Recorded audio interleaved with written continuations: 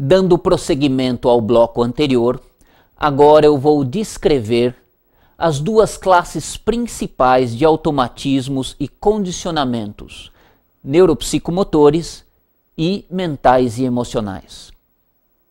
Comecemos pela primeira categoria, os neuropsicomotores. O primeiro dos 4 padrões é a respiração. A respiração em cada idioma, ela está vinculada à velocidade de fala, ao ritmo e à cadência desse idioma. Levando em conta que idiomas diferentes possuem ritmos, cadências e velocidades distintas, eles exigem do falante fluente padrões respiratórios automáticos distintos. Dessa forma, para aprender um novo idioma no quesito conversação, será necessário estabilizar um novo padrão respiratório automático.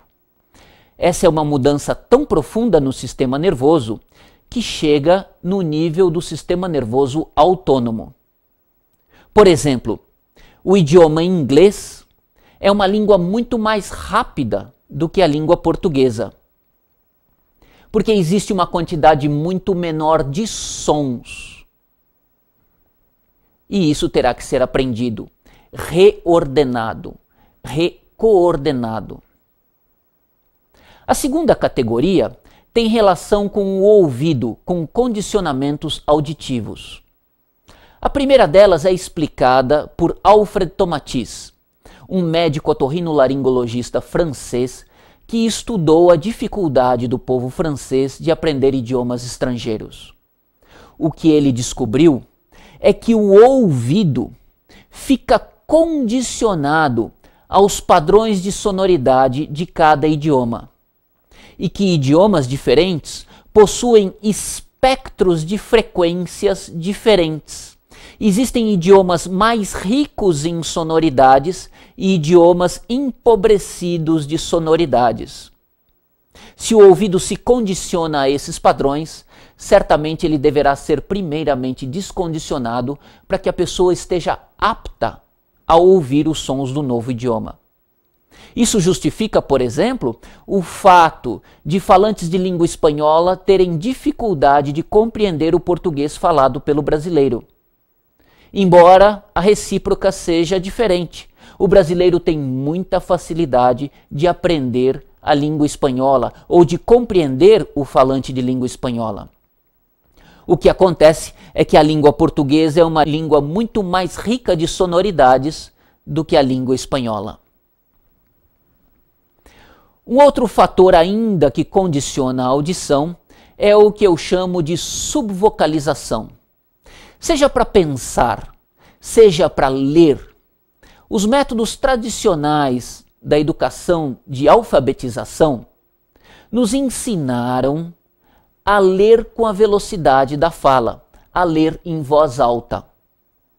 Esse condicionamento se estende à fase adulta, até que determinadas pessoas têm que murmurar o som das palavras enquanto estão lendo, ou leem textos na velocidade de fala, com a voz do pensamento.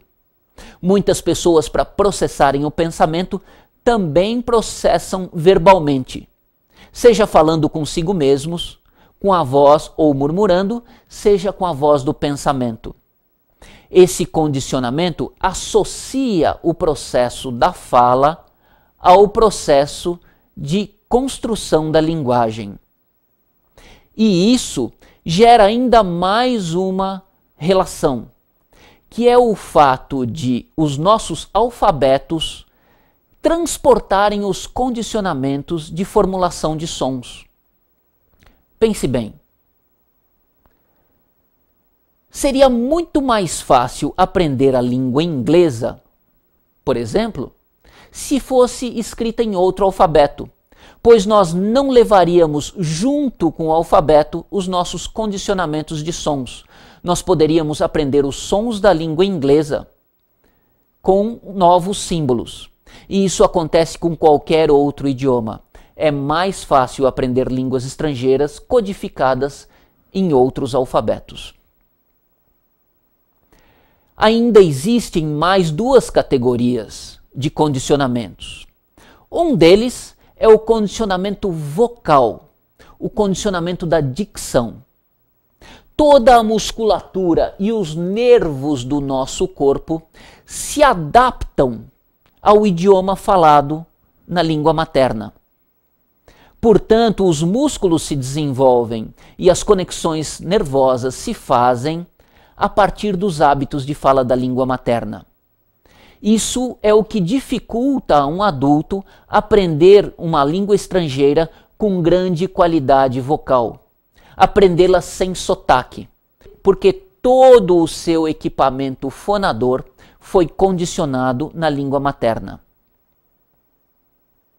Para um adulto aprender um novo idioma sem sotaque, ele deverá praticar bastante, muito mesmo, até conseguir superar tais condicionamentos neuromusculares.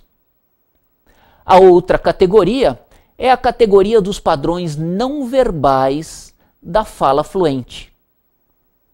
Os gestos que acompanham a fala, as expressões faciais, todas elas aprendidas no idioma materno. Para compreender melhor, basta você comparar um falante nativo de língua italiana, que usa uma grande abundância de gestos, com um falante nativo de língua inglesa, cuja quantidade de gestos e expressões faciais é reduzida. Ou mesmo um falante nativo de língua japonesa, cujos hábitos linguísticos marcam enfaticamente a linguagem falada, com uma cadência bastante característica.